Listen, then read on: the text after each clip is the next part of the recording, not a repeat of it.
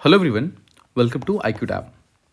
Now in this particular video, we are going to talk about another potential topic that can come in UPSC 2024 prelims examination.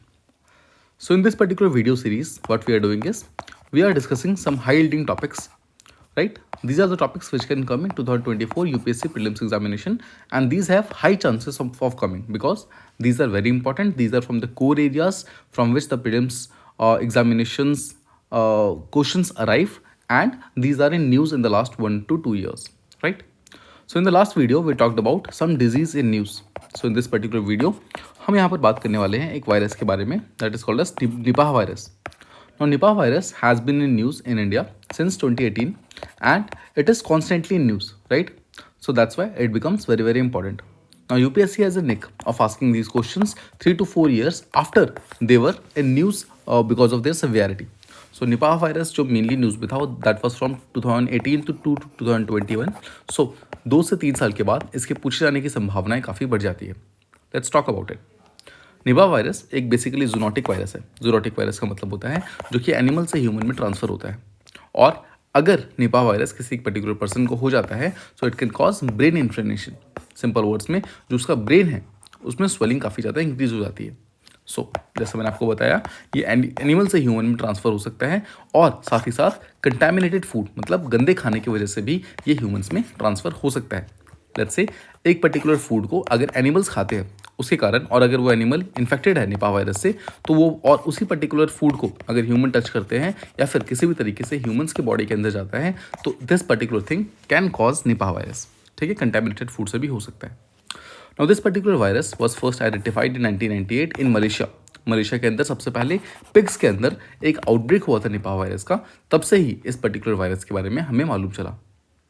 ये severe disease cause कर सकता है in both animals as well as humans.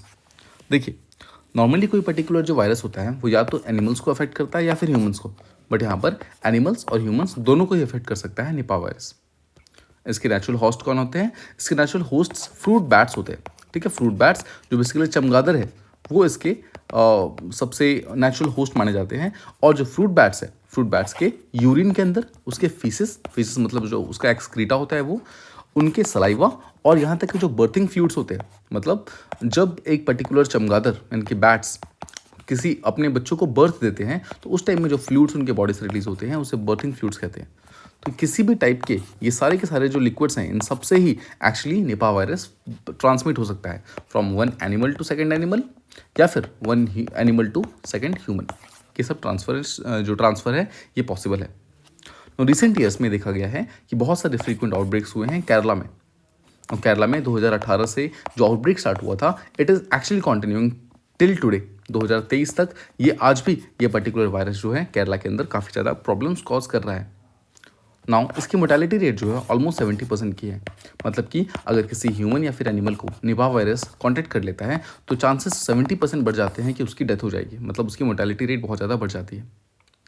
एक तरफ तो मैंने आपको बताया ये एनिमल से ह्यूमन में ट्रांसफ़र हो सकता है, दूसरा कंटामिनेटेड फूड से ट्रांसफ़र हो सकता है, और तीसरा ये ह्यूमन टू ह्यूमन ट्रांसमिशन भी पॉसिबल है अगर किसी तरीके से हमारा सलाइवा या फिर हमारे बॉडी का कोई जो बॉडीली फ्लूइड है अगर वो एक पर्टिकुलर ह्यूमन से सेकेंड ह्यूमन में चला जाए तो ये पर्टिकुलर चीज़ यहाँ पर ट्रांसफ़र हो सकती है.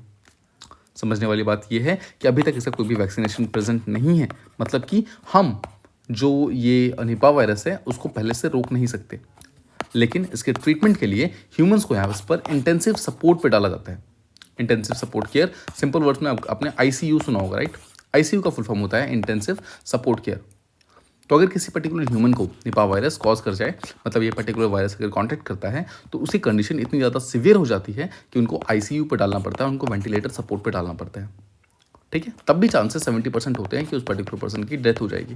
मतलब उनको बचने के चांसेस सिर्फ और सिर्फ 30% एंड लेस है. सो आई होप आपको निपा वायरस के बारे में जितनी भी इंपॉर्टेंट चीज़ें थी वो सबके सब पता चल गई. Now this particular topic is very very important. This is a high yielding topic. ठीक है, जिसके बारे में यूपीएससी क्वेश्चन पूछ सकता है. So please cover all these things properly.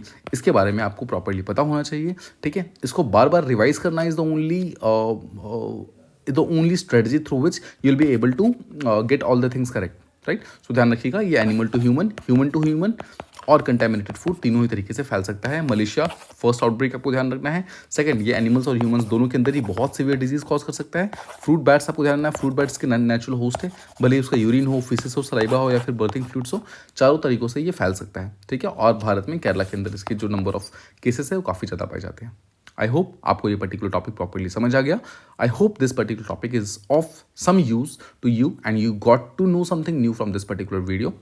If you like this particular video, please do like, share and subscribe to this particular video, and thank you so much for watching this video.